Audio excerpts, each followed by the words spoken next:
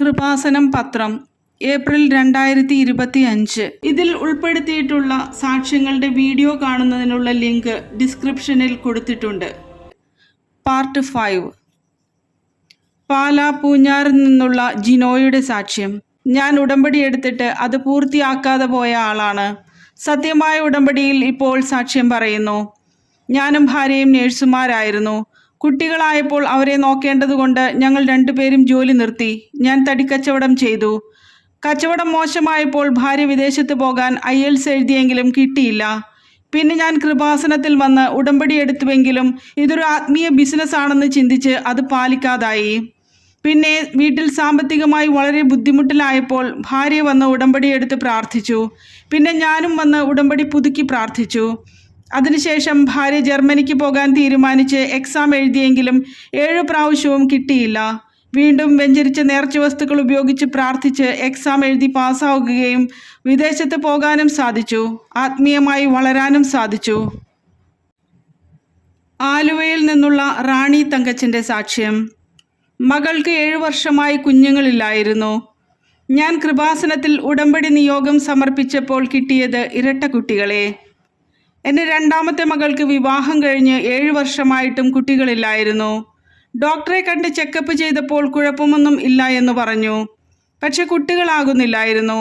ഞാൻ കൃപാസനത്തിൽ വന്ന് ഉടമ്പടിയെടുത്ത് എൻ്റെ മകൾക്കൊരു കുഞ്ഞിനെ ലഭിക്കണമെന്ന് നിയോഗം വെച്ച് വിശ്വാസത്തോടെ പ്രാർത്ഥിച്ചു കൊണ്ടിരുന്നു. അതിനുശേഷം എൻ്റെ മകൾ പ്രഗ്നൻ്റ് ആവുകയും 3-ാം മാസത്തെ സ്കാനിങ്ങിൽ ഇരട്ട കുട്ടികളാണെന്ന് പറഞ്ഞു. ആരോഗ്യമുള്ള കുഞ്ഞുങ്ങളെ നൽകി പരിശുദ്ധ അമ്മ ഞങ്ങളെ അനുഗ്രഹിച്ചു. നിലമ്പൂരിൽ നിന്നുള്ള റീന ബാബുവിൻ്റെ സാക്ഷ്യം. മുടി വട്ടത്തിൽ കൊഴിഞ്ഞ് കഷണ്ടിയായിരിക്കുന്ന അവസ്ഥയായിരുന്നു എനിക്ക്. മരിയൻ ഉടമ്പടി ധ്യാനത്തിൽ ബഹുമാനപ്പെട്ട ജോസഫ് അച്ഛൻ അൾത്താരയിൽ നിന്ന് ആ സന്ദേശം വിളിച്ചു പറഞ്ഞ ശേഷം എൻ്റെ ജീവിതത്തിൽ നടന്ന അത്ഭുതം. എനിക്ക് മുടി വട്ടത്തിൽ കൊഴിഞ്ഞു പോകുന്ന ഒരു അസുഖമുണ്ടായിരുന്നു. കഷണ്ടിക്കാരെ പോലെ മുടി അവിടെ നിന്നും ഇവിടെ നിന്നുമൊക്കെ വകഞ്ഞു വെച്ച് ചെയ്യേണ്ട അവസ്ഥയായിരുന്നു. എല്ലാവരും രോഗാവസ്ഥ എന്താണെന്ന് ചോദിച്ച് ബുദ്ധിമുട്ടിക്കുന്ന ഒരു സാഹചര്യമുണ്ടായി. പല ഡോക്ടർമാരെയും കണ്ട് ട്രീറ്റ്മെൻറ്റുകൾ എടുത്തെങ്കിലും ഫലമില്ലായിരുന്നു. ബഹുമാനപ്പെട്ട ജോസഫ് അച്ഛൻ്റെ ഉടമ്പടി ധ്യാനം ആകസ്മികമായി കേൾക്കുന്ന അവസരത്തിൽ രോഗസൗഖ്യ പ്രാർത്ഥനയുടെ സമയത്ത് മുടി കൊഴിഞ്ഞു പോകുന്നതിലൂടെ വളരെയധികം മാനസിക വിഷമം അനുഭവിക്കുന്ന വ്യക്തിയെ ദൈവം എനിക്ക് കാണിച്ചു തരുന്നു എന്ന് പറയുകയും ആ സമയത്ത് എൻ്റെ തലയിൽ കൈവച്ച് പ്രാർത്ഥിക്കുകയും ചെയ്തതിൻ്റെ ഫലമായി എൻ്റെ മുടി കിളിർത്ത് പഴയ സ്ഥിതിയിലായി. തിരുവനന്തപുരം മരിയനാട് നിന്നുള്ള സുനിത കോൺസ്റ്റൻ്റ് സാക്ഷ്യം. വെളുപ്പിന് ബോട്ട് കരയ്ക്കടുക്കുന്ന സമയത്ത് മറിഞ്ഞപ്പോൾ എൻ്റെ ഭർത്താവ് ബോധം കെട്ട് കരയിലേക്ക് വീണു. ശേഷം ആൾ നോർമൽ അല്ലായിരുന്നു. ഉടമ്പടി തൈലം പൂശി പ്രാർത്ഥിച്ച ശേഷം നടന്ന അത്ഭുതങ്ങൾ. എൻ്റെ ഭർത്താവ് കടലിൽ പണിക്ക് പോയിട്ട് തിരിച്ച് വെളുപ്പിന് 4:30 കരയ്ക്കടുക്കുന്ന സമയത്ത് ബോധം കെട്ട് കരയിലേക്ക് വീണു. ആളിനെ ബോധമില്ലാതെ ഹോസ്പിറ്റലിൽ കൊണ്ടുപോയി. എല്ലാ ടെസ്റ്റുകളും ചെയ്തുവെങ്കിലും അതിനുശേഷം ആൾ നോർമൽ അല്ലായിരുന്നു. ഡോക്ടർ വീട്ടിൽ കൊണ്ടുപോയ ശേഷം ശരിയായിക്കൊള്ളുമെന്ന് പറഞ്ഞു. പക്ഷെ വീട്ടിലെത്തിയിട്ടും ആരെയും തിരിച്ചറിയുകയോ സ്വയം ആഹാരം കഴിക്കുകയോ എഴുന്നേറ്റിരിക്കുകയോ ചെയ്യില്ലായിരുന്നു.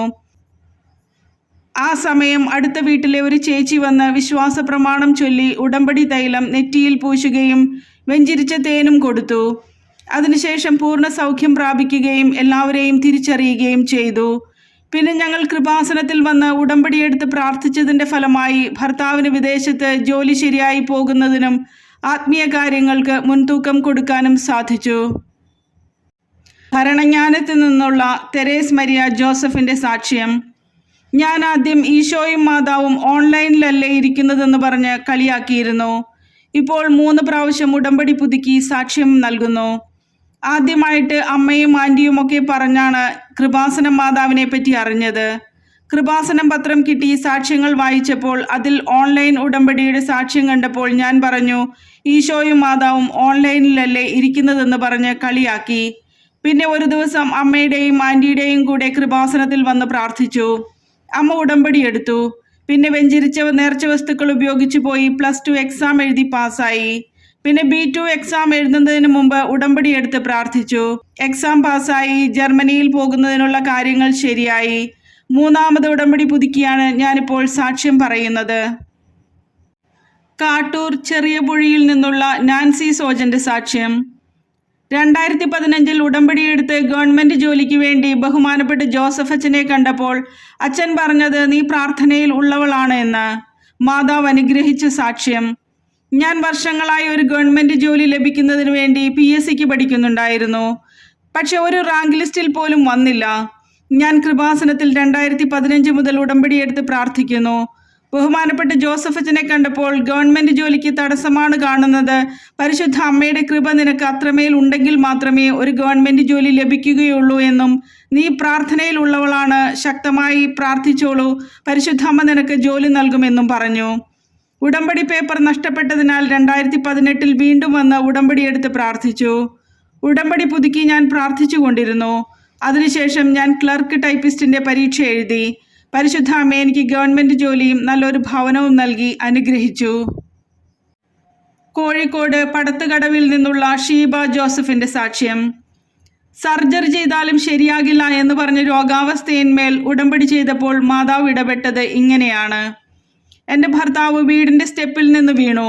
ഡോക്ടറെ കണ്ടപ്പോൾ ഫിസിയോതെറാപ്പിയും പെയിൻ കില്ലറും എടുത്താൽ മതിയെന്ന് പറഞ്ഞു.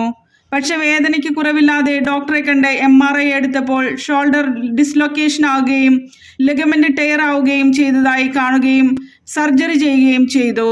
പക്ഷേ വേദന കുറയാതായപ്പോൾ 8 മാസം കഴിഞ്ഞ് വീണ്ടും MRI എടുത്തപ്പോൾ സർജറി ഫെയിൽ ആയിരുന്നുവെന്നും നേരത്തെ ഉണ്ടായിരുന്ന ടയർ അതുപോലെ ഉണ്ടെന്നും ഇനി സർജറി ചെയ്താലും പ്രയോജനമില്ലെന്നും പറഞ്ഞു. ഞങ്ങൾ കൃപാസനത്തിൽ വന്ന് ഉടമ്പടിയെടുത്ത് വെഞ്ചരിച്ച ഉപ്പും തൈലവും പുരട്ടുകയും എല്ലാ ദിവസവും വിശുദ്ധ കുർബാനയിൽ പങ്കെടുക്കുകയും ചെയ്തു. അതിൻ്റെ ഫലമായി പൂർണ്ണ സൗഖ്യം ലഭിച്ചു. പുളിങ്കുന്നിൽ നിന്നുള്ള സിനി തോമസിന്റെ സാക്ഷ്യം. ഞാൻ മാതാവിനോടൊരു വ്യക്തിപരമായ പ്രാർത്ഥന നടത്തിയിരുന്നു. ഞാൻ പ്രാർത്ഥന മറന്നുപോയെങ്കിലും മാതാവ് മറന്നുപോയില്ല. ഞങ്ങളുടെ വിവാഹം കഴിഞ്ഞ് 8 വർഷമായിട്ടും കുട്ടികളില്ലായിരുന്നു. 8 വർഷത്തിൽ ഒരിക്കൽ പോലും ഞാൻ പ്രഗ്നന്റ് ആയില്ല. ഞങ്ങൾ ഡോക്ടറെ കണ്ട് ടെസ്റ്റ് ചെയ്തപ്പോൾ എല്ലാം നോർമലായിരുന്നു. ബഹുമാനപ്പെട്ട ജോസഫ് അച്ഛൻ രോഗസൗഖ്യ ആരാധനയിൽ മക്കളില്ലാത്തവർക്ക് വേണ്ടി പ്രാർത്ഥിക്കുമ്പോൾ ഞാൻ മുട്ടുകുത്തി വയറിൽ കൈവച്ച് മാതാവേ, ആദ്യത്തെ മാസത്തിൽ തന്നെ ഞങ്ങൾക്കൊരു കുഞ്ഞിനെ തരണമെന്ന് പ്രാർത്ഥിക്കുകയും സാക്ഷ്യം പറയാമെന്ന് നേരുകയും ചെയ്തു. ഞാൻ ഓൺലൈൻ ഉടമ്പടിയും ലൈറ്റ് ക്യാൻഡിൽ പ്രയറും ചെയ്തു. എൻ്റെ അമ്മ കൃപാസനത്തിൽ വന്ന് ഉടമ്പടിയെടുത്തു. അതിനുശേഷം ഞങ്ങൾ UK-യിലെത്തി. അവിടെ വെച്ച് ഞാൻ മയങ്ങുന്ന സമയത്ത് എന്തോ ഉരുണ്ടു പോകുന്നതായും നീലാകാശവും കുറെ റോസപ്പൂക്കളുടെ ഇടയ്ക്ക് ഒരു കുഞ്ഞു മുഖവും കണ്ടു. അതിനുശേഷം ഞാൻ പ്രഗ്നന്റ് ആയി. ആരോഗ്യമുള്ള ഒരു കുഞ്ഞിനെ നൽകി പരിശുദ്ധ അമ്മ അനുഗ്രഹിച്ചു. പിന്നെ ഞങ്ങൾ വന്ന് ഉടമ്പടിയെടുത്ത് പ്രാർത്ഥിച്ചു. എറണാകുളത്തു നിന്നുള്ള സ്റ്റെഫിനിയുടെ സാക്ഷ്യം. അന്നനാളം മുറിച്ചു കളയേണ്ട ഒരവസ്ഥ വന്നപ്പോൾ ബഹുമാനപ്പെട്ട ജോസഫ് അച്ഛനെ കണ്ടപ്പോൾ പറഞ്ഞത് പൂർണ്ണ സൗഖ്യം ലഭിച്ച് സാക്ഷ്യം പറയാൻ പറ്റുമെന്നാണ്. എൻ്റെ അനിയത്തി 2019 ഉടമ്പടി എടുത്തിരുന്നു. അനിയത്തിയുടെ ഭർത്താവിന് ഒരു വയറുവേദന വന്ന് ഡോക്ടറെ കണ്ടപ്പോൾ അസിഡിറ്റിക്ക് മരുന്ന് തന്നു. 2 ആഴ്ചയായിട്ടും മാറുന്നില്ലായിരുന്നു. ഒരു ദിവസം ഭക്ഷണം കഴിച്ചിട്ട് ഇറങ്ങുന്നില്ലായിരുന്നു. ഡോക്ടറെ കണ്ടപ്പോൾ അന്നനാളത്തിൽ മസിൽ വന്ന് വീർത്തിട്ട് അന്നനാളം ചുരുങ്ങുകയാണെന്നും ഇത് കൂടിയാൽ അന്നനാളം മുറിച്ചു കളഞ്ഞ് ആമാശയവും തൊണ്ടയും തമ്മിൽ ബന്ധിപ്പിക്കേണ്ടി വരുമെന്നും പറഞ്ഞു. ഞങ്ങൾ കൃപാസനത്തിൽ വന്ന് ബഹുമാനപ്പെട്ട ജോസഫ് അച്ഛനെ കണ്ടപ്പോൾ ഭർത്താവിൻ്റെ കൈ പിടിച്ച് വിശ്വാസ പ്രമാണം ചൊല്ലണമെന്നും പൂർണ്ണ സൗഖ്യം പ്രാപിച്ച് തിരിച്ചു വരുമെന്നും സാക്ഷ്യം പറയണമെന്നും പറഞ്ഞു. വെഞ്ചരിച്ച നേർച്ച വസ്തുക്കൾ ഉപയോഗിച്ച് പ്രാർത്ഥിച്ചു. അന്നനാളം മുറിക്കാതെ തന്നെ അദ്ദേഹത്തിന് പൂർണ്ണ സൗഖ്യം ലഭിച്ചു. ഇരിങ്ങാലക്കുട കല്ലൂരിൽ നിന്നുള്ള ഷീന ബിജുവിൻ്റെ സാക്ഷ്യം. ഇരിങ്ങാലക്കുട കല്ലൂരിൽ നിന്നുള്ള ഷീന ബിജുവിൻ്റെ സാക്ഷ്യം. ഉടമ്പടി ആരാധനയിൽ ചങ്ക് പൊടിഞ്ഞുകൊണ്ടാണ് ഞാൻ മുട്ടിൽ നിന്ന് എൻ്റെ മകൻ്റെ വയറിൽ ഉടമ്പടി തൈലം പൂശി പ്രാർത്ഥിച്ചത്. അമ്മ മാതാവ് മകന് ചെയ്തു കൊടുത്തത്. എൻ്റെ മകന് 8 മാസം കഴിഞ്ഞപ്പോൾ മുതൽ എന്ത് കഴിച്ചാലും ദഹിക്കാതെ ഉടനെ ടോയ്ലറ്റിൽ പോകണമായിരുന്നു. കുഞ്ഞായതുകൊണ്ടാണെന്ന് വിചാരിച്ചു. കുഞ്ഞിന് 2 വയസ്സായപ്പോൾ വയറ്റിൽ നിന്ന് പോകാതായി. ഡോക്ടറെ കണ്ട് മരുന്ന് കൊടുക്കുമ്പോൾ ലൂസ് മോഷൻ ആകും. മരുന്ന് നിർത്തി കഴിയുമ്പോൾ വീണ്ടും അത് ആവർത്തിച്ചു കൊണ്ടിരുന്നു. സ്കൂളിൽ പോകുമ്പോഴും പാമ്പർ കെട്ടി വിടേണ്ടി വന്നു. അറിയാതെ വയറ്റിൽ നിന്ന് പോകുന്ന അവസ്ഥയായി. പിന്നെ വയറ്റിൽ നിന്ന് പോകാതായി. ഞാൻ കൃപാസനത്തിൽ വന്ന് ഉടമ്പടിയെടുത്ത് ബഹുമാനപ്പെട്ട ജോസഫ് അച്ഛൻ്റെ ആരാധനയുടെ സമയത്ത് രോഗിയുടെ രോഗമുള്ള ഭാഗത്ത് കൈവച്ച് പ്രാർത്ഥിക്കാൻ പറഞ്ഞു. ഞാൻ മുട്ടിൽ നിന്ന് നെഞ്ചു പൊട്ടിക്കരഞ്ഞ് മകൻ്റെ വയറിൽ ഉടമ്പടി തൈലം പുരട്ടി വിശ്വാസ പ്രമാണം ചൊല്ലി പ്രാർത്ഥിച്ചു. അതിനുശേഷം വയറ്റിൽ കെട്ടിക്കിടന്നതെല്ലാം പോയി മകന് പൂർണ്ണ സൗഖ്യം ലഭിച്ചു. രാമപുരത്തു നിന്നുള്ള ഫ്രാൻസിസ് ചെറിയാൻ്റെ സാക്ഷ്യം. ചെയ്ത ജോലിയിൽ നഷ്ടം വന്ന് എൻ്റെ കിടപ്പാടം വരെ പോയി. ജപമാല റാലി കഴിഞ്ഞപ്പോൾ മരിയൻ ഉടമ്പടി വഴി മാതാവ് ചെയ്തു തന്നത്. ഞാൻ സ്ഥലം വാങ്ങി വീട് വെച്ച് കൊടുക്കുന്ന വർക്ക് ചെയ്യുകയായിരുന്നു. പക്ഷെ അതിൽ കുറെ നഷ്ടം വന്നു. എൻ്റെ കിടപ്പാടം വരെ വിൽക്കേണ്ട അവസ്ഥ വന്നു. 5 വർഷത്തോളം വാടകയ്ക്ക് താമസിക്കേണ്ടി വന്നു. ഞാൻ കൃപാസനത്തിൽ വന്ന് ഉടമ്പടി എടുത്ത് ഒരാഴ്ചയ്ക്കുള്ളിൽ എനിക്കൊരു വസ്തു വാങ്ങിക്കാൻ സാധിച്ചു. അതിനുശേഷം ജപമാല റാലിയിൽ 1/2 കിലോമീറ്റർ പോലും നടക്കാൻ സാധിക്കാത്ത എനിക്ക് അർത്തുങ്കൽ പള്ളി വരെ നടക്കാൻ സാധിച്ചു. ജപമാല റാലിയിൽ അടുത്ത വർഷം റാലിക്ക് വരുമ്പോൾ എനിക്കൊരു വീടുണ്ടായിരിക്കണമെന്ന് പ്രാർത്ഥിച്ചു. അതിൻ പ്രകാരം അടുത്ത ഒക്ടോബർ മാസം 17-ാം തീയതി എനിക്ക് വീട് വെച്ച് താമസിക്കാനും സാധിച്ചു. കൂടാതെ മകൾ പ്രഗ്നൻ്റായി 3-ാം മാസം സ്കാൻ ചെയ്തപ്പോൾ കുഞ്ഞിന് ഡൗൺ സിൻഡ്രോം സാധ്യതയുണ്ടെന്നും ടെസ്റ്റ് ചെയ്ത് കൺഫേം ചെയ്യാനും അങ്ങനെയെങ്കിൽ അബോർട്ട് ചെയ്യാനും പറഞ്ഞു. ഞങ്ങൾ കൃപാസനത്തിൽ വന്ന ഉടമ്പടിയെടുത്ത് പ്രാർത്ഥിച്ചതിൻ്റെ ഫലമായി ഒരു കുഴപ്പവും കൂടാതെ ഒരു കുഞ്ഞിനെ നൽകി പരിശുദ്ധ അമ്മ അനുഗ്രഹിച്ചു.